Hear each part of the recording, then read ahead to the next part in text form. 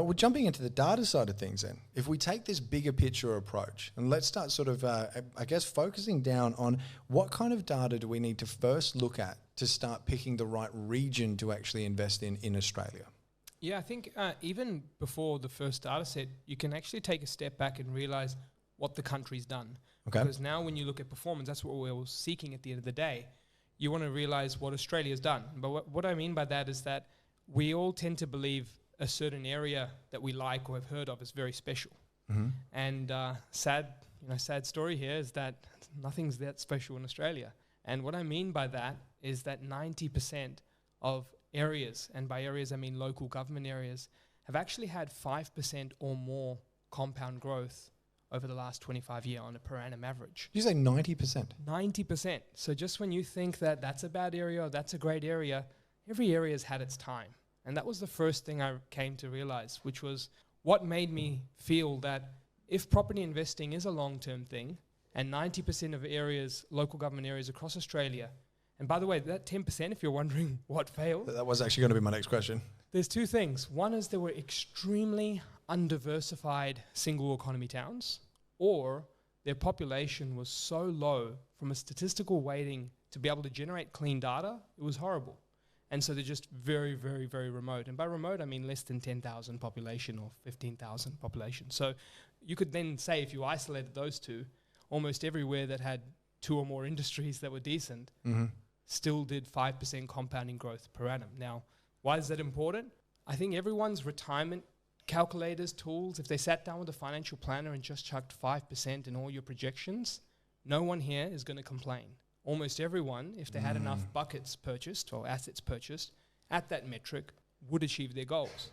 So I don't go into the same thinking as, I am now super long-term thinking because of that. I quite think of the opposite. We're going to be okay just by getting our foot in the door of Australia.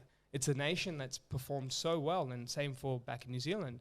So now that I know I'm going to be okay by making buying decisions and buying in property, why not just focus on the best short-term decision I can make by eliminating those two components of risk where the 10% did not achieve it, which was undiversified towns and extremely, extremely remote areas. So by just simplification, now I just remove so much weight off my shoulders that I'm eager to learn. And this is where my learning journey began of property data, trying to get it right, improve, because I know the long-term's good rather than saying the long-term's good. Don't make short-term decisions. I go, the long-term's good, so I can now focus on short-term improvements because that's what we all do, right? I've got to ask the question then. If you've only got a 10% strike rate of getting it wrong, why worry about the data anyway? Why not just go buy that one? Well, this is the beauty about Australian house price growth, is that this period that we saw recently, from 2020 to 2022, recency bias has led us to believe that everything goes up and down at the same time. Over the last 30, 40 years, so many markets perform at different moments. And to give you an example using locally, 2012 to 2017 and 2019 to 2021 were the golden years of Sydney. Like, I'm talking a 10-year average of 13% plus in many or most locations in Sydney was created as a result of these two periods of prosperity. Now, if you are sitting here thinking that these two periods of prosperity were the same between 2000 and 2010, you'd actually be mistaken. During 2000 to 2010, that per annum average that we spoke about that was very special happened in Brisbane and Adelaide and was about half that in Sydney and Melbourne. So why we now need to think of these different areas and getting it right and improving the short term is that if you're a 20 to 30 year investor, you're going to be okay long term. So now that we know that, we can look at these short term moments in time, metrics, and say, well, if I can be in that 2012 to 17 Sydney, not saying everyone can pick it in 2011, sit back and see it happen. Even if you just had a decision in 2012 to go there or 13 to go there, or like my family, we went there in 15 and still made a few $100,000, you're going to be better off, right? And so as a result, we need to be able to look at those short-term movements to generate some equity to propel us forward, because yes, savings and income are a core part of great financial habits, but if you can do everything, wouldn't you? And so that's the key here to try and get ahead. Okay. All right. So because everything on average might be increasing over a 30-year period by 5%, like you said, it doesn't mean that it increases all at the same time. So now it's about timing which areas are going to do better and making sure that you can do it. Because otherwise, if you're in an area that doesn't grow for 10 years, you're not able to then pull out any equity to then re-go until it does, and that's then put your portfolio 10 years back. Correct, and that's why I don't like looking at history in the format of because it keeps doing well, you therefore will do well forever. Its growth is not linear. Otherwise, Sydney would have been 7 to 10% every year for the last 22 years. That wasn't the case. It was 13% averages in some years, declines in other years, very stable in other years, and your typical 6 to 8 in the others. So I feel like if you diversify your portfolio across the country, you've increased your short-term metrics to be able to see that good growth in a short time period. And then because you always believed long-term property investing was going to work, whether you don't hit the spot on every single property every time, it's going to be okay because those other locations that didn't do well during the time where your other properties are doing well, they'll have their time soon. So even, for example, for those who know the flood-ridden, the impacted, the massive, shocks to economies in far north Queensland that many have heard stories about, well, their average over 20 years is still over 5%.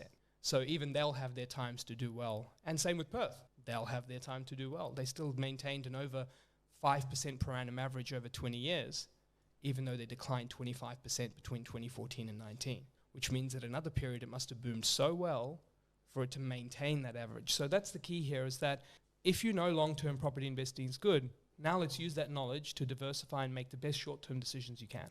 Okay, before we get into a little bit more of the numbers on that, is there any questions anyone had just before we jump into it? Yeah, got a question at the back of the room? You mentioned short-term growth. So what are the data points that you're looking at in terms of short-term growth that other people are not looking at? Okay, cool. Yeah. So I think the first thing I like to start off with is an area of data. And by area of data, I look for things that don't lie. And this is very important to understand. What lies is the great economic prosperity of an area, because sometimes a project may sound very exciting. I'll give you an example. If I said a city had $5 billion of spend happening, would that get anyone excited? I'm already excited. Right. What if I was to tell you that it was $5 billion for 2 solar farms? Less excited. Right. Why are you less excited? Because it's not going to create many jobs. I mean, we were construction, but then it won't. But they're not ongoing, right? Yeah. So the key thing is all the things that gets our juices flowing from employment, jobs, money, spending, shops, train tracks, all these different things, they are a part of an equation, don't get me wrong. But these are the things that can lie to you. Will it happen before construction? Will it happen during construction? Will it happen after? Will it happen forever? Will it not? There's so much mistakes that come up here. And these are usually the most common quoted things when people talk about why they bought in an area, because X is coming. That's the most common thing. We learn it in movies that if you find the information before the thing happens, it sounds pretty cool and you got it before it all. But the truth is, it's not a lot of fun if you're sitting around, the train tracks come and you still don't know when this growth is going to happen. The key here is that when you look at data that doesn't lie, I'll tell you which data set doesn't lie. Supply. Supply doesn't lie. I think I just came up with a cool thing that supply doesn't lie. We're using that as your quote for sure. So I'll give you some examples of supply data sets for just to also turn technical to sentence-based. If you can't turn anything technical to sentence-based, A, you don't know it well enough, but B, it's probably not simple enough for it to actually make an effect either, like actually work. Okay. Give you an example. We can talk technical based, like vacancy rates of X percentage, call it 1, 1.5, 2, trending in X direction. We can use that data term, or we can say there's not a lot of rental property. Simple answer here is if there's not a lot of rental properties, what would we expect rents to do? Go up. Cool. So that is one component, not of growth, but one component of supply analysis. Now let's go to the next part. There are not a lot of houses for sale as a proportion of houses in the area. So stock on market. There's not a lot of houses for sale. Let's bring on flow-on effects. And if this is how growth happens, flow-on effects. Not a lot of houses for sale. Should there be a lot of people at the open home? Well, if there's not a lot of houses for sale, that comes to me back to a demand. So if there's still the demand, then yes, there should be a lot of people at the house at the open home. What if the demand's much smaller, but the houses for sale are still even that much smaller? Okay, well then, yeah, I guess there's still going to be a lot of people at the open. Right, and this is another mistake people make. They think of huge population, millions of people must therefore equal high demand, and that must equal everything. This is the data metrics that lie to you. People, lots of people, right? Yeah, okay. I have a personal story in 2017. Anyone know Burnie, Tasmania? Ever heard of that? I think 20 to 30,000 people there. I bought a block of flats for 365,000 December 2017, settled early 2018, November 2021, bank valuation across the 4 units in the block, purchased a block of 4 for 365, revalued them for 785. A double in valuation in a town of 20,000 people. So the concept of supply here isn't about how many people there are, it's relativity. There are hardly any people in comparison to Sydney, yes, but there's just such less houses for sale. So houses for sale, stock on market, but we can chop up houses for sale in multiple ways. Stock on market is one. Another one is just total metrics of listings. Another one is trend of listings. So was here, now here, now here, now here. And then another one is also from a perspective of for sale versus what sells each month on average. So this is now bringing the world of relativity. But I'm touching more and more and more on supply. And the reason why is it just doesn't lie. Like, I'm not here to be wondering if this job's going to do the thing. I'm not here hoping for millions of people to come off a plane and hopefully boost up lots of stuff here. I'm not here waiting for these jobs to happen. I'm saying let that happen. I just need to know that there's not enough for sale, not enough being built, not enough for rent, and the not enough is trending in the right direction. If those things happen, you've done the first thing, which is risk protection when looking at growth areas, because you're not relying on something as a what if. You know that exists. There is no lying about it. It is as recent as now, like data for sale. So as much as we're answering Gilbert's question at the back of the room there, I feel like this actually kind of applies to like what we're talking about in that bigger picture. What out of those? So supply is the big thing that you're looking at because supply doesn't lie. But then how are we kind of applying that to then start going, well, which region am I looking at? So firstly, I think if we take the story I referenced at the start around me coming from little old Wellington and realizing all of Australia is the same, now you take the whole supply thing and apply it all across Australia. So you can now say X locations have low vacancy rates, low properties for sale, low properties being built. They're trending down in number of things for sale or being built. There's also a low amount in comparison to 3 years ago, 5 years ago. So we believe in something in our world of metrics called 5-year averages. And if you're below that, that's a big sign that something's shifting. And so now we know that, let's get rid of all the oversupplied areas. Let's just start with that. Because if I asked you, data aside, do you want a property that will take a long time to rent? No. No, I don't really want that. Yeah. Do you want a property where there's not many people with an open home? No. Do you want a property where everyone else is building around you? No. So you see, like, we just have to start bringing it down to basic sentences. And if you can ask that of yourself, you started phase 1 of data analysis, which is supply.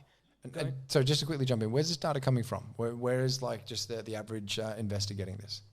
In terms of a few free sources, our friend, I don't know if it's free, but no. We'll start with the free sources. SQM Research, that's a nice little free source there. But Gilbert in this room runs a great platform, and Todd, I'll let you give that. Click the link in the show notes below for a 15% off. Yeah. Yeah. So that will help as well in terms of analysis. We do a lot of scraping across the net, looking into various databases, subscriptions with various companies, and then analyze it in our own way so we can chop and change and cut it. But in terms of supply, that's one component. Now I want to move to the next lens, which is that component of demand. And when we're looking at demand, I like to first start off very macro. In terms of macro, this is now you can think of the fun stuff, like the stuff that's projects, the types of projects. And so when we're looking at this, an economy is a key part to what grows a market. Now, I still haven't been able to draw clear correlations of unemployment up or unemployment down equals X, so it's not as simple as that. But a various amount of metrics that we consider are things like unemployment actual and trend, job advertisements, industry diversity, infrastructure per capita. This is another cool thing. Everyone knows all the big stuff going on in Western Sydney. There's a lot going on, right? Now, what if I told you that there's a lot going on, but this law is not meant to be on in Sydney? We're a big city. We're meant to have a lot, right? So this is now the concept of per capita. How much is happening per person? Is that like how the Vatican is the richest country in the world per capita because it's like 1 square mile or something? Yeah, I guess so. Yeah, Right. okay. So I think you could look at it in that way. But the key here is that we want to also look for spikes in areas that are seeing relatively a fair bit. Because one thing that we can track back quite easily is that the amount of impacts that major hospital projects and medical projects make on an area it actually has a very healthy difference in terms of types of infrastructure. We can go back to 2018 where regional Victoria, the city of Bendigo, was actually one of the best performing cities in the 3 years ahead, as well as Ballarat as well. But Ballarat started a bit early in 17. What's important to note is that the Bendigo market also had a pretty important infrastructure project, which was a $680 million hospital upgrades. Now, in isolation, you don't get stuck onto this. This is why it's not the first thing we see. Supply always is our first thing we see. But this is some exciting type of infrastructure. So now the next thing we're looking at is macro stuff, being the infrastructure, the unemployment, the job trends, industry diversity. This is both giving us comfort, eliminating those less diverse areas, and also giving us a sense of excitement around what's happening in this area, and hence telling a greater story, because now you can imagine the sentence world, the barbecue chats. There's not a lot of this, which we talked about, which is the supply, not a lot of stuff for rent, build, for sale. There's this stuff happening, and so now we're starting to have a deeper conversation, right? So that's when I start to move into what are the things from a demand level at macro. And when we start getting micro with demand, this is when we start looking at fancy indicators. And is this when we start looking at it from more of the suburb level then? No, I still believe that we can look at it at larger levels. We use an area called SA3, or we also look at it from local government areas. And this is just to wash the data a little bit, and that stands for Statistical Area 3. If you jump on the ABS or census websites, you'll see all these things come up, SA2, 3, 4. Essentially, they're just clustering based on how ABS captures data, and a simple term, a whole bunch of suburbs put together. And why do we look at that? Well, we like looking at data top down and bottom up. Because at top down, I get to make sure that enough is happening. I'm not relying on this one suburb to do everything for me. And the truth is, on that suburb note, I'll give you another reference Sydney example. If we take 10 years ago and we look at Campbelltown and Sydney, everyone here would agree that they're both very different areas, right? Totally. And so when you're saying Sydney, you mean like the CBD? The city of Sydney has two suburbs, one being Newtown and another one being Campbelltown. Gotcha. And they're completely different from all angles. Jobs, demographics, prices, distance to CBD, all the things that we love to speak about. Yeah. Now, and 10 years ago, there was a 3 times multiple on their price points, which simply means that if you bought them both 10 years ago, they'd probably do fairly similar based on median pricing. Now, did they do similar every year? No. Some years, as we see in data, the upper quartile, the more expensive ends of pricing, jumps up heavily first. And then we see the lower stuff catch up. But then also on the downturns, we tend to see, like we did recently, the upside come down more, and then the lower side take a little bit longer. So why is that important to realize now is that from that suburb perspective, these things happened in the same city. So really, when you're looking at city-based data, you can use that to a pretty good relevance, because when 2012 to 2017 Sydney boom happened, it's not like there was a whole bunch of suburbs that didn't grow. Like, I'd be very surprised if someone didn't make money during that. And so as a result, we do like to cluster things up and not just get in love with the suburb firstly. We want to look at things top down and bottom up. And if we're going through some of those demand indicators, things like online search interest, so how many people are actually actively looking into that suburb, things like days on market, and I'll come back to explaining these in a sentence again, days on market, vendor discounting, inventory levels, which is combining some supply and demand. These are just some examples of a few data points. Now, in sentence form, if you have days on market, vendor discounting, and inventory, I just want to use these 3 in a particular example. Not a lot of discounts are being given by sellers because they don't take as long to sell. Also, there's not a lot of houses online in comparison to what sells each month. Just that sentence alone, does that make you feel like this area will do pretty well? Yeah. But so which one do you watch first? So from my perspective, data should be holistic. The main problem people have is you shouldn't be looking at a first for everything or anything really in It's data. about putting it all together. It's about putting it all together, because you can't just have one story in isolation. I like to say the whole thing. If I can sit down and go to a friend, hey, what did you buy in this area? Well, let me tell you, there's no properties for sale, nothing for rent. Less properties for sale today than there was a few years ago. Nothing's being built. Also, when I looked online, I realized that they're selling really quickly. At the same time, when I was speaking to some friends who sold their property recently, they gave nothing away. They sold it for more than what they thought it would sell for. And when it came to people looking online, everyone's looking there. All my mates are talking about it too. And at the same time, when it comes to what's online, I looked at it, and there was about, 30 places online.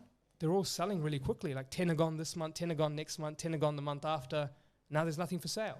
So the idea here is that if you can't say a paragraph that makes someone's mouth water and drool about, holy crap, what's happening here, then the truth is it's not a growth area. Because if you're just saying a couple of wind turbines will come up here, this should be pretty cool, or a train station's coming, and that's where your conversation ends, you're buying and hoping. It's in the isolation. Well, short of dribbling when you ask the question, does anyone actually have yep, we've got one just back here. Yeah. Hey, Arjun. Thanks for the information provided. My question to you is, all those data sets are great, but how do you not risk buying at the peak because obviously you don't want to buy when the market's at its peak, and then you bought at the peak and then it drops. Like, you want to kind of get in before it reaches the boiling point. So I guess what's a good resource, or what's your strategy in studying the trend? That's an awesome question. And this was one of my favorite pieces of work to do as a team when we all came together. And just to give some background of how this has all come to light, I actually am a head of research at a buyer's agency. I lead and manage a team of data scientists, junior research analysts, and senior research analysts. So we're crunching heads, crunching numbers, butting heads. Yeah, I think on my Muay Thai training of late, and I'm a huge UFC fan. For those that call this data. So a lot of crunching heads. But in terms of what we do, this is a perfect segue into the answer. When we started looking at markets and we come back to that point of long-term averages where things are all kind of hitting that 5% plus, then by that knowledge, something can't outperform forever, right? Because that would then make it not an average then, right? Because then there's no such thing as that. It's just something's way better forever. And so what we realized is that we categorized and created these, trademark, 3 location clusters. One was an early adopter, second one was a hotspot, and third one was a second wind. And I'll use actual city examples to explain each one as well. So an early adopter location is typically an area that underperforms its averages for a period of time. Now you start to see those sentences or paragraphs of trends that we talked about emerging. It may have grown for a year. And to be honest, I'm a much, much bigger believer of be there second, not first. Why? Right? Brisbane. Everyone heard the Brisbane growth story? Everyone heard the Brisbane growth story from 2012, 13, 14. That didn't happen, right? But I'm sure you heard about that it's going to be the spot, right? I was in CBA 2011 as a bank teller. And from the days of a bank teller in 2011 to a branch manager at 2014 to leaving the bank at 2018, every year, you know what I heard? It's Brisbane's time to shine. It did not shine until 2019, 2020, right? And guess what? The rest of the nation did shine too, right? So they all shine together. But the purpose of that is you don't want to be first, be second. Those trends that I just shared with you don't come up if you're looking for first, because therefore it should first happen for those trends to show up. So I'm okay missing out on half a year or a year's worth of growth just to give myself and my clients confidence that this is going to happen. Because now with the early adopter, we have a decade or near decade long of underperformance. And then we have 1 to 2 years or 1 year or 6 months of change. I can easily say something's happening and explain that sentence that we all talked about today, and then also say it hasn't been happening, which then classifies its earlier cycle position. Now, there are pros and cons in each of these cycle positions. What's the pro here? I got there pretty early, right? What's the con here? Well, data can tell you that something is changing, but can I say in the next year 12%, 18%, 20% is going to happen? Well, yes and no. We do incorporate a lot of machine learning and AI, which has currently our models are at about a 91% accuracy rate. And as a result, essentially for simplicity, it's basically saying, imagine if I gave something the data of 2012 and it predicted 2013 was here. What's the accuracy rate for actual 2013 to be there, right? But even then, it's not 100%, is it? So that means that there were some flaws. It didn't always happen. So that's the pro and con of that phase. Now, if we go to the next phase, it's hotspots. Hotspots are those areas that are the same. However, they have started outperforming their long-term average. An example of this is Brisbane and Adelaide 2019, 2020, going into that period, 2021. An example of this could be many of our regional centres in 2021 after the big spike in 2020. Another example of this is Sydney in 2014 versus Sydney in 2012. And then these examples can go on. Hobart in 2018 instead of 2016. So this is the part where many make mistakes. In Hobart in 2018, what happened when people saw a few years of big growth and they couldn't believe it? What was the most common thing people said? What do you reckon? It's done. It's done. It's had its time. Well, guess what? It wasn't done for the next 5 years. It's the best performing market between 2016, 16, 17, 18, 19, 20, 21, 22, 23. Double digits. This is a place that's got a population of about Westfield Bondi. Yeah, so every single year, imagine on a Facebook group you log in and you go type Hobart and you type it for the last 5 years, you'll probably find 24 people that said it's done, it's had its time every year for 5 years straight. That's the concept of hotspot many people get wrong. Hotspots fade when the trends fade, just not because it's grown a lot. Now we move into, with that hotspot, a really good point you raised is I believe in the concept of a bell-shaped curve. If something has outperformed its averages, it might have its outperformance in averages like this, and then it starts to still grow like Hobart did, but the growth became less each time. And that's just to say, hey, look, it's growing. You can still get a lot out of this. It's a diverse location with lots of trends. But each year that goes on, you're going to get less before it finishes its cycle. See, the thing with holding... Sorry, can you actually just repeat? It was Michael, was it? Tom. I'm so terrible with names. Sorry, Tom. Could you just actually repeat Tom's question? Because I don't think he has a microphone. He said, would you sell it at that time or would you keep holding it? Now, I wouldn't sell property at that time. And there was this amazing chart one of my friends shared with me. His name's Christian Stevens. He's a mortgage broker at Shaw Financial, actually the #1 mortgage broker in all of Australia by volumes, dollars, things like that he's helped people with. And he shared this chart with me that showed compound growth over 30 years. 10 year, 10 year, 10 year. So 500 becoming 1 mil, 1 mil becoming 2 mil as an example, 2 mil becoming 4 mil. So it's actually the third decade of compound growth in which you get the greatest return. Because now it's not your 500K becoming a 1 mil place, it's your 2 becoming 3.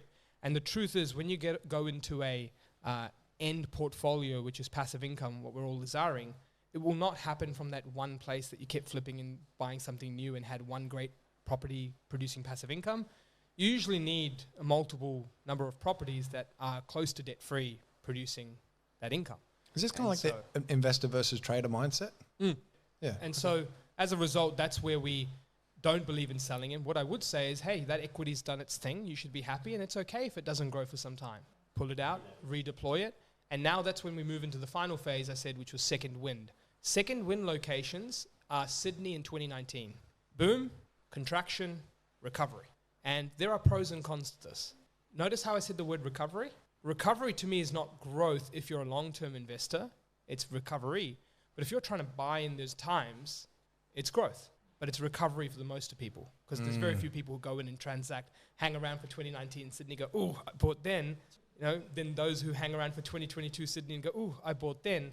The math would suggest very few people do that because there's 10.4 million dwellings in the country and only 400 to 500,000 transactions a year. So it's like less than 5% of the people of the nation who did that, of which half of those say bought in Sydney or a quarter of those bought in Sydney, means it's like a very, very low 2% of people who actually are those I bought when it fell people, right? The majority of people are buying for growth. So recovery is where in the second wind market you can take advantage of that. That's the pro. And usually I only find those who invest in second wind markets are those with large portfolios who just want to plant a flag in a city in something they don't have. An example, a customer of mine had multiple properties across the country, an $8 million portfolio, and they wanted to buy in Sydney, and we felt in 2019 it was the best time to buy in Sydney, and we bought multiple properties for them in Sydney. And if you look a few years ahead, Sydney wouldn't have been the best choice from 2019 onwards, but for their portfolio for that time to diversify it to a city they had no exposure in and to get the best timing to buy in that city, it was the best decision possible for their portfolio. And so as a result, that's a second wind, and that's my 3 phases of investing. Okay, before we move on to the focusing on the suburb side of things, I think there's a question at the back of the room. Yeah, Arjun, just to ask a question regarding the rise of property advocates. In the last 15 years, 15 years ago, you could count the number of property advocates in Australia on one hand, and now there's a lot more. Now, the question I ask is cluster buying. Lots of property advocates are buying specific areas all at once. A, how does that manipulate your data? And B, what type of hangovers left for investors if you've got a whole bunch of property advocates cluster buying together? Good question. Good question. So on the data perspective, firstly, it actually doesn't make as much of a difference as many people think. And the reason why I say that is we're one of the top 5 biggest buyers agents in the country. and we're not doing thousands of transactions. How many would you typically do in a year? We had 41 clients come on board last month in March. Okay. Right? That's our record month. And I would say an average month would be 20 to 30 people coming on. Okay, so 200 to 300-ish a year. And we're definitely up there when we're Buyers Agents of the Year, Agency of the Year 2 years, finalists, Rising Star Award winners for 2020, Buyers Agency of the Year finalists now for this year. We'll find out May 4th. It's my birthday, fingers crossed. And yes, every year I get the May the 4th be with you for my fellow Star Wars fans. But the idea there, Jeremy, is I don't definitely doubt that it has some impact, but there's 500,000 transactions that happen in a year. And one of our biggest firms out there, maybe Empower Wealth probably does 40 a month, 50 a month. So you're capping off at some of the biggest at 500 to 600. Now, yes, there's many, many more buyers agents. You add those numbers up, it can creep up. But we're not dealing in the hundreds of thousands of transactions. The owner-occupiers rule the world, of investing number metrics that drive it. Owner-occupiers rule it.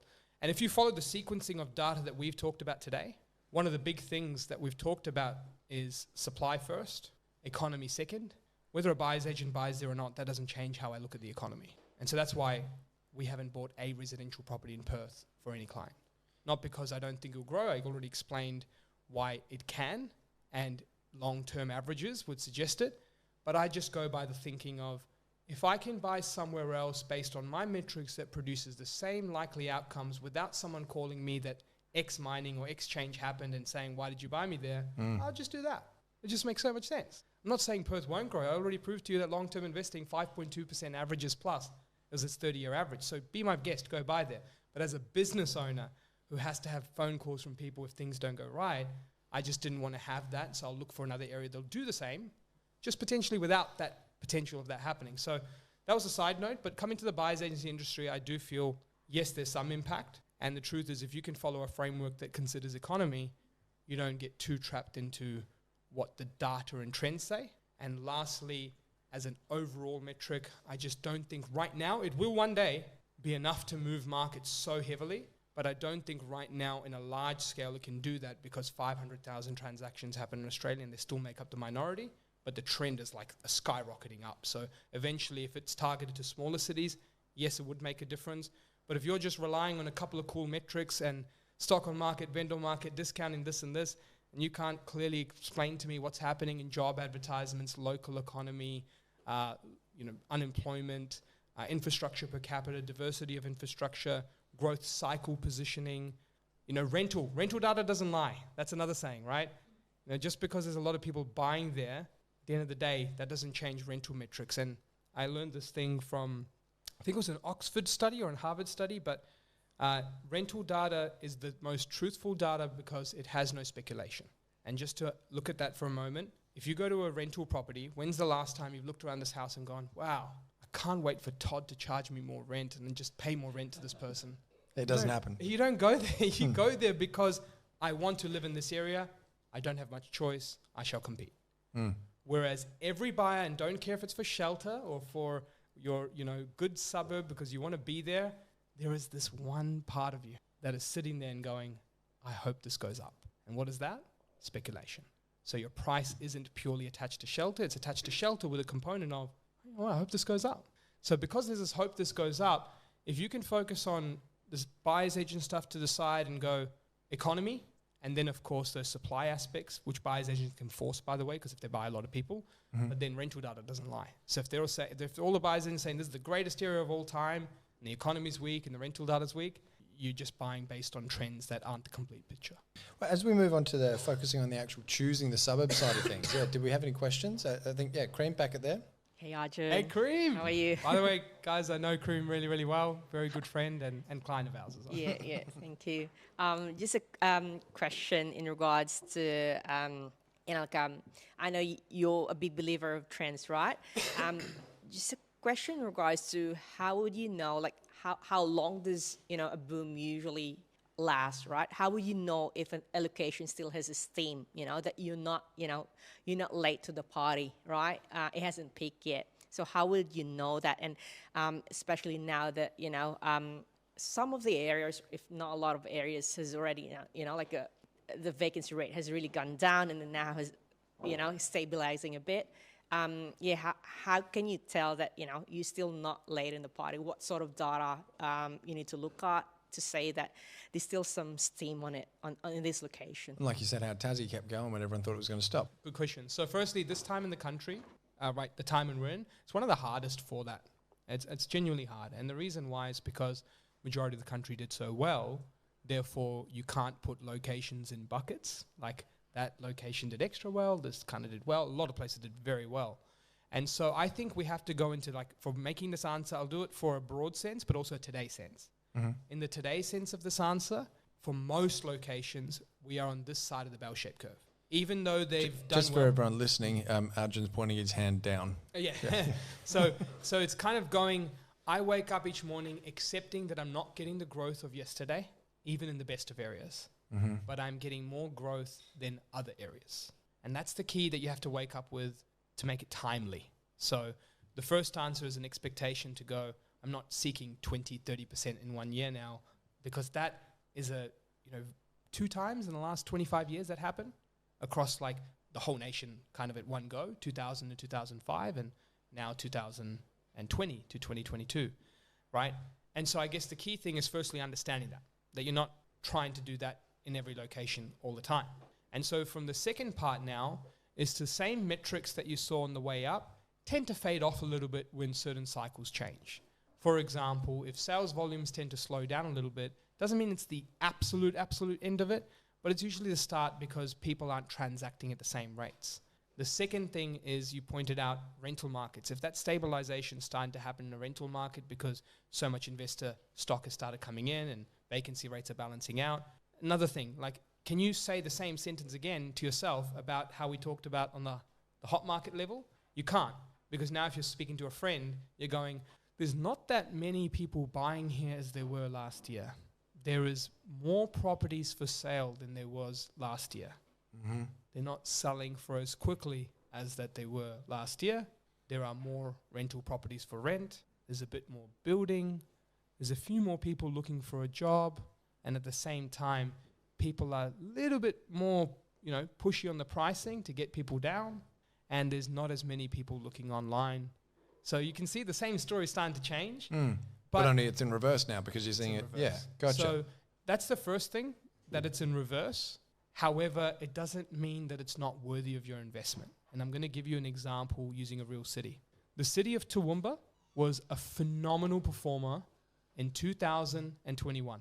If we base it by the logic of, I've missed my time in Toowoomba, which is the thing that people make so often, because of the Hobart example I shared with you as well. It's had its time. Nowhere regional centre in Queensland is going to keep on going, keep on keeping on. And as a result, my thinking there is going, okay, well, I have acknowledged that Toowoomba in 2022 is not doing 20% plus like it did in 2021. That was my first acknowledgement. However, the trends are still very strong, but they're just not in that same directional skyrocket. And so I trusted that decision and I bought many properties for clients in Toowoomba in 2022. Well, guess what? Cream here literally did a bank valuation for one of her friends and clients. She's a really great mortgage broker. Please reach out to her as well. She did a great bank valuation for a client, as good brokers do, staying in touch each year. She did that. And I think we'd purchased that for $450,000, revalued at $533,000. She'd sent me a lovely message saying, thank you so much, Arjun. Naturally, took a screenshot, woohoo, like posted it around social, let's go. But at the same time, wished her that, hey, this is not just me, it's a teamwork of your great broker, proactiveness, we're all coming together to create this outcome. If I've done my metrics right, that's about 18% growth. And from 2022 to 2023. 2022 to 23. The year that everyone said the boom's done, the year that everyone said that's not, property prices declining, the media went crazy. Yes, property national prices as an aggregate did decline. But the problem here is that if I'd gone in with the mindset that cycle's now ending and past its peak and not buying there, I would not have realized that. I went in with the expectation to be realistic and say, Toowoomba's not doing what 2021 Toowoomba did, but it's still doing more than what many other locations are. It's just the trend is trending like this. And it's okay to be like that. I bought for myself in Bendigo in 2020, not 2018 when I was buying for my clients. By the way, it's my worst habit. I keep buying for others, and then I get to the party myself. I was like, oh shit, I better do something for myself. And so I end up buying later, but if that's not trust in an area, trust in what we do, I don't know what else would be. And almost every area in like the major areas for each year that we've recommended to someone, we've bought in that area for ourselves, money where our mouth is. And so our team as well is over 45 properties between us in a team. And the same thing there, we're buying in those areas. Even if their growth trend was on that side of the bell-shaped curve, we knew based on clustering it as a percentile against the whole country, it was doing better than most of Australia is. And that's because most of Australia was in that bell-shaped curve coming down. Not necessarily declining, but slower trends. Okay. Now, to be honest, I'm getting a little bit thrown now because it's not normal to have so many people in a room asking questions. As far as suburbs are concerned, before we move on to the next one with asset type, is there anything else that you wanted to actually add on data when we're trying to focus on choosing the suburb, really narrowing down that funnel? Yeah, for sure. So in suburb data, there's just keep it nice and tight in this answer. So firstly, a couple of metrics that we've seen that will come back to those trends is very, very high renter proportions. They do tend to see swings in vacancy rates, and they do over long-term averages. Like it's a very small differential, but they do have, when we look at the differential, a little bit less in performance than they do in comparison to those with a very large owner-occupier percentage. Now, we all have different theories. Again, I'm not the theory person, I'm the fact person, so that's what actually happens, so I can't say exactly why. But that's one component. Another component is things that we call due diligence, and I'll touch on this in property, but at a suburb due diligence, there are many things that may scare off the majority of investors. Just imagine the majority of investors aren't as sophisticated with data, and they might just have a checklist and go, tick, and let's just say one of those ticks is public housing percentages, right? I was born and raised in public housing, right, in New Zealand, so it's nothing against anyone, but the truth is, majority of people sitting at home doing the due diligence checklist will have a checklist on that, and they will try and cross an area off if it has too high of a proportion. So there's no super, super clean correlation on housing percentages in growth areas. I've still seen tremendous growth. I just raised Campbelltown versus Newtown example. But from a perspective of, suburb level due diligence, if you want to add that extra layer, these sorts of things help because you're just going where more eyeballs are, not those that are crossing off suburbs due to X reason. Another thing on suburb data as well is actually not relying on it that much. It's interesting, right? Because I showed you a huge Sydney example where very rarely would someone have underperformed in 2012 to 2017. The same way you can think of from a suburb level is because those drivers aren't just so suburb specific, they're usually across the whole city. And so I think by paying too much attention to it, you come up and run into issues of statistical weighting and or data like cleansing, where you're not getting enough suburbs transaction volumes in a suburb to see a trend actually be very reliable. And does that become the danger of missing the boat then?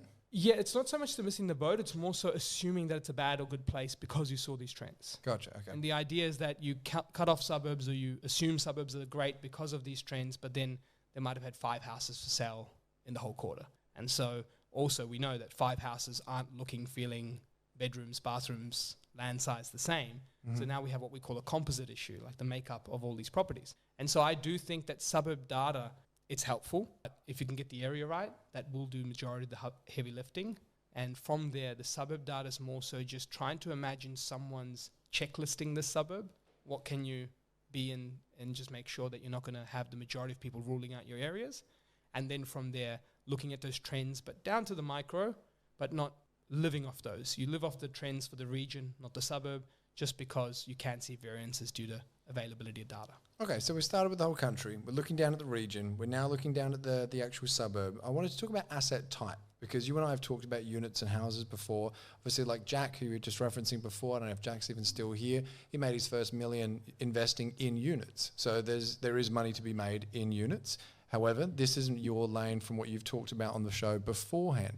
But what I wanted to ask you in this, more so this context, is how do you use the data to actually choose an asset type?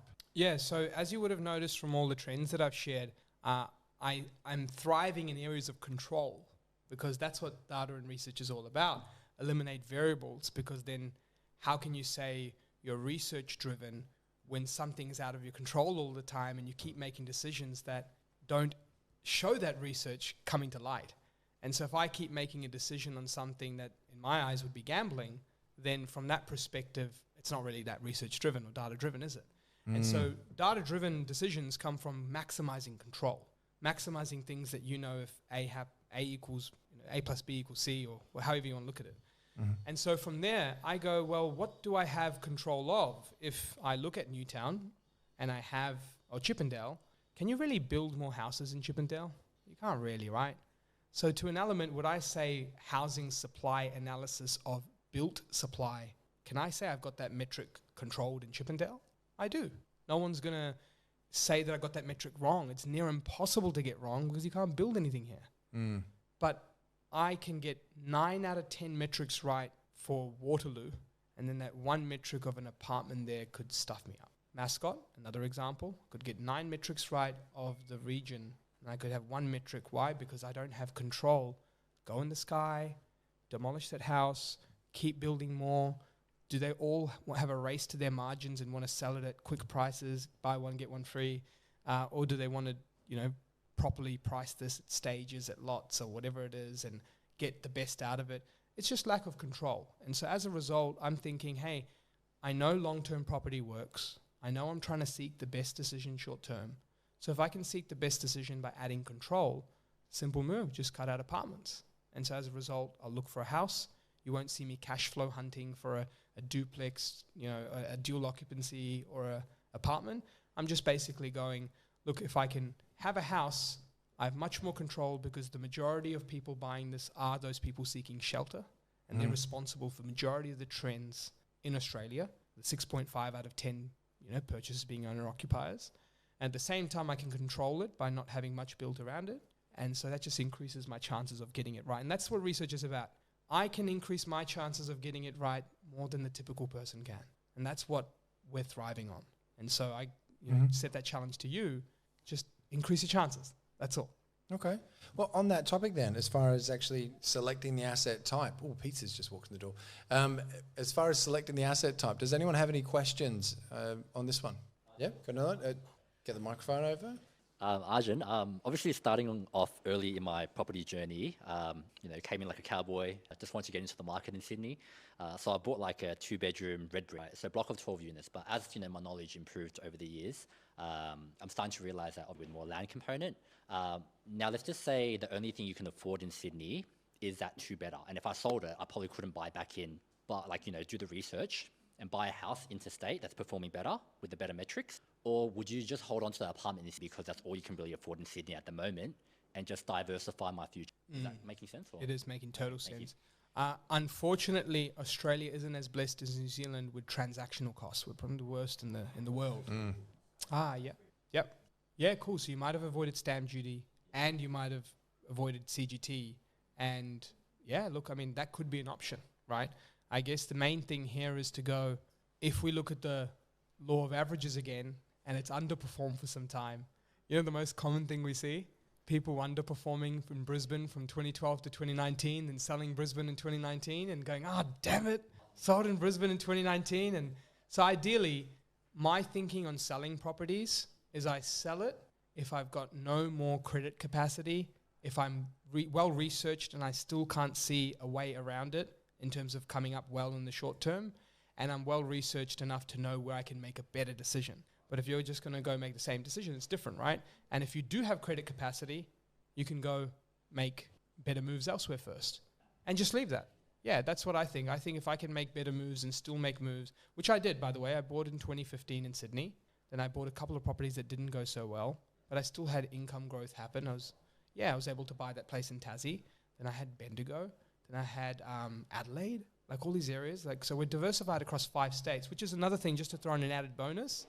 I've got friends with half the size portfolio and pay triple the land tax just because they didn't want to spread their wings and go across Australia, because they didn't want to think of holding entities or things like that. So yeah, my question is, although I know it's probably going to be an underperformer compared to like something with a land component, if I don't plan on buying in Sydney for the next couple of years, I can still hold on to that apartment as a diversification tool in case it does go on a second or third wind. Yeah, it's a good point. So firstly, can you make other moves? The only reason why I kept those middle assets in my second, third, and fourth property was because I could make other moves and I could be patient. I did eventually sell second, third, fourth properties and rebuy many more, but the second, third, fourth properties, I gave it their time. I knew what I did wrong. I reflected. I knew what I could do right. I made other moves in the interim. And then when I could no longer make other moves, I then made that decision. So if you are lost with all options and you know what you can do better and you know what you made wrong, then it's worth considering these things. But if you cannot dissect what you did wrong, what to do right, and you still have other options, then I wouldn't. So, Cool. Does that answer your question? Awesome. All right, and I think we've got one more question in the back then we're going to move on to our final question on the show because we're already at, I think we're about to run over time, but let's go for it. I think Kareem in the back. One more, Arjun. You've it. talked about macro and micro research, talking about asset type now. What are the due diligence that I need to do, that investors need to do to ensure that they buy a quality asset? good question, Yep. Kareem. So firstly, we want to look at, we did this great study on detractors on property purchase decisions. So detractors are just things that are bad or make it worse, right? And how we did this study was to take all the things that people believe are wrong and wonder if they actually made a difference. So I'll give you some examples. I might actually make a pretty decent list here. And if that could be something, yeah, I could absolutely, give this yeah. away as well afterwards. We have a checklist that we've made. You can do this as So- a little downloadable or something. Main road, public housing commission, flood, bushfire, a bus stop in front of the house, a roundabout right near the house, a school right in front of the house, power station, major power lines, highways in close proximity, cemeteries in close proximity, bedrooms, bathrooms, materials, odd-shaped blocks. But the cemetery's a problem. I thought people were dying to get into those areas. Sorry, I had to. Industrial in close proximity, the list goes on. I've given a pretty decent list there, right? And so with this huge list of things, we wanted to see, or even odd paint schemes and everything.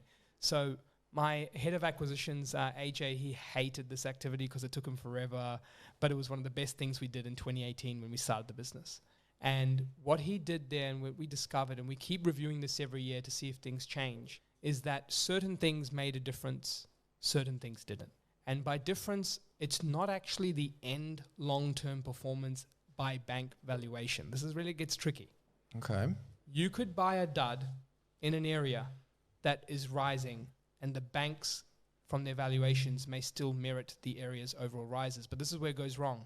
Wait till you try to sell that.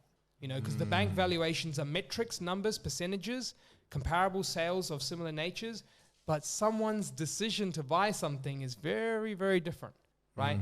And so when you wait to sell it, things go wrong. So what we're trying to do in this due diligence stage here is to try and go measure detractors, which are those things. And I'll tell you as well in this as a giveaway of what doesn't make a difference, and I hope that you take that on because then you'll not be so rough on your search as you go find stuff. But what we did to see if it made a difference was we started with the same indicators that we love talking about the suburb. Days on market, vendor discounting, end sale price or sale price variant. Because the sentence version of that is, got a house on a main road, it took longer to sell. My agent told me it's not selling because it's on a main road. I therefore gave a bit of a discount on listing price and I therefore sold it for less than a asset that did not, in the same suburb, same street. That wasn't was on a not main road. So you see the logic of how we got there? This is what we call detractor. So we looked for sale price variance, days on market variance, vendor discounting variance at an individual asset for thousands of assets. So now you can see why AJ hates me when I said we've got to do this, right? So that's very, very difficult. So when we did that, I'll tell you what didn't make a difference.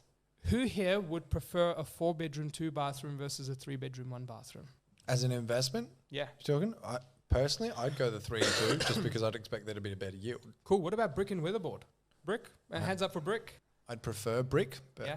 yeah. Well, guess what? Those things did not make a difference. I've tracked so many sales, and I'm talking in the thousands. And we've got blogs on our website where you can see actual sales with addresses. So it's not just, oh, we think and research says, and you know, It comes back to the facts. yeah, the friend that always says, oh, research suggests that if you do this and do that, and then all of a sudden you're like, what research? Oh, I just read it on Google. Yeah, I read it somewhere. None of that stuff. There's actual addresses on the blog post that you can see that were unrenovated, so there's no crazy things that make the prices change. 3-bed, 1-bath, 4-bed, 2-bath, brick weatherboard. This is where you have to understand what's called sale price variance. If you like a brick home, you're likely just paying more for it. You'll still sell more for it because the other person also liked it. They'll pay more for it. But variances don't go like this all the time. They can go like this and just parallel, stay long term. And that's what we notice. So don't pay attention to stuff like that. I remember when I used to sell them and people would say, I want a brick house just because it's more secure. I was like, what do you mean? They're like, well, you can take off the weatherboard panels. I'm like, you realize you can smash a window, right? It's just So, I mean, there might be maintenance things and other things, and please, like, go ahead for those reasons, but don't think of a performance reason that you're going to make a worse or better decision by some of these things that don't make a difference. So that's the first thing. This is where you need to actually be a master of comparable sales and learn to compare apples with apples. Mm-hmm. And also, people make the mistake with those and due diligence in general by actually making mistakes, thinking that they got a price cheaper. So I've seen someone, how many times have someone go, mate, I got a property for $500,000 in next suburb. $500,000? That was so cheap. And it's like 700-800 usually for stuff there.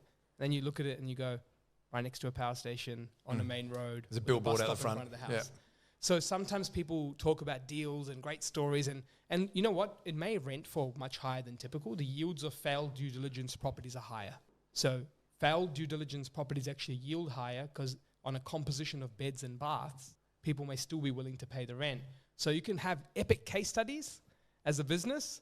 You can have epic certain decisions made as an individual. When you really dissect it, they bought something that upon sale will negatively impact them. So those are some of the things that don't make a difference. The things that do make a difference are actually the first list of things I said. Main roads, public housing percentages. And again, it won't make a difference in your growth. I've seen so many people post a case study of a deal that's on a main road and it grew X. The suburb grew. The bank val was a system val. That showed the growth. But when you come to reselling it and you see this crickets at an open home and the agent's going, oh, I know I signed you up saying I could get you at 450, but I reckon it's around 420. Should we change that? Well, if you can avoid those due diligence things, I'm not saying we'll get a better result in capital growth. That doesn't happen in my opinion. I'm not saying you'll get a better result in rental yield. You'll probably get a worse one by buying something that ticks all the boxes. But the truth is when it comes to the time where you need to consolidate your portfolio, because remember, passive income does not come from buying. It comes from consolidating. And consolidation requires debt to be little to nothing. If you're using wealth like equity out and living off that or having properties where you just want to be wealth passive or generational and your business is your number one income, then that's fine. But if you're on you're low to middle income or medium to high income and you just want streams of income from property, then it requires little to no debt, which might mean for some people buying 6, selling 2, having 4. And if you're going to sell 2 at some point, I'd rather have some hand on heart knowing that in the future I didn't get you a dud. Well, in the interest of time, is there one final question that we can ask Arjun on this one? Is that? Well, I've got a couple here. Thank you. One last question, Arjun, for you. So you mentioned about the main roads, power stations and all that. So where do you make the decision if you have to make a trade-off? So if you could only, afford the one on the main street in that suburb because all the metrics stack up, would you go to a suburb that has worse metrics and buy in a better location, like as in a better street, for example? Or would you pick the better suburb and then buy on the main street? It's a good question. It makes total sense. So main street, suburb, due diligence. Yeah. So firstly, I would not make a failed due diligence decision if I could. And if it meant I had to go to the next door suburb to do that, remember upper quartile, middle quartile, lower quartile pricing, things will eventually catch up to those areas that you don't think are good, just like Campbelltown, Newtown, for those that think Newtown's more special. And so also the suburb variance in that suburb is not as big as you think, right?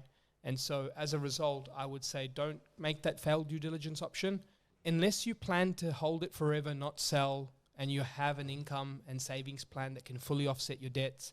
People need rental housing. It's not going out of fashion. And if you feel like really comfortable about that due diligence being accepted, like a busier road, or if you have plans to develop it, or there's other things, then these are things where you make a more micro decision. But I'd always avoid it if you can. We have something called in a statistic that we look at in our acquisitions team called total addressable stock. And what we do is we go a suburb, we have filters, 3-bed, 1-bath, houses only, 400 square meters or more land, for sale, not under contract, as a filter. And we get X left over, call it 1,000. At any given time, it doesn't mean that you have 1,000 properties that you should buy, right? So the key is then breaking it down to what passes your due diligence. Does it mean that we take longer to buy for clients at times? Sure. Does it mean I take longer to buy for myself at times? Sure. But as soon as I know that if I had to sell any of these, I'm not on a main road, I'm not having that issue or this issue, I just have a little bit more peace of mind that I'm having less impactors or detractors on that campaign. So now it's just about the sales agent doing the best they can. Okay. All right. So finally, man, wrapping things up, is there an action step that you'd like to leave everyone with when it comes to analyzing areas and really understanding property through the data? Yeah, I think when I looked around the room and I saw heads nodding the most, it was when I was explaining things in a sentence form and I threw the metrics out the window. Okay. I challenge you to do that for yourself. On your own journey, just take a moment to go, are there enough properties for rent? Too many, too little? You know, is there not a lot of properties for sale? Lots of people at open homes, that means good stuff, selling for more than the listing price, or all these things. If you can just turn things into a conversation and start like almost creating a story like that, if the story sounds good to you and you've ticked enough of that storytelling concept that I've shared with you today, it's likely going to grow. Perfect. All right, man. Well, I know that we've literally got pizza at the back of the room. So instead of asking you what's your favorite pizza, what one are you actually just going to eat now? Well, I mean, I think Todd knows this about me. I don't have a favorite pizza. I just keep saying one for Todd. I've got to spice this question up But the somehow. truth is, the Indian in me just likes chili oil on anything and everything. Yeah. So whether it's a cracker, whether it's a margarita, whether it's an absolute horrible seafood, or even if it's a sweet satay one, I'm busting out the chili oil. So I can't tell if the pizza tastes good or my mouth's burning most of the time. So you know what? I don't have a favorite pizza anymore. Well, and a big thanks to Epic Pizza for actually sponsoring this event as well, because we're going to be feeding all of us through there. But Arjun, thank you so much for coming on the show. As always, it's amazing to have you on. I always feel smarter after chatting with you. And I think that's about it, man. I'm sure we'll see you on the show again soon. Thank you, everyone. You'll be fine long-term investing, so make the best short-term decision you can. You know, that's the last live episode that we've got from our Sydney, I was going to say Sydney excursion, but, you know, our Sydney trip, which I got to admit, I really enjoyed. And I think the thing that I actually really enjoyed about it the most was actually the back and forth. Because whenever I sit here as a host, all I'm always thinking of is what questions would people want answered? Whenever someone's saying something, it's like, okay, cool, what's the pushback that I might get?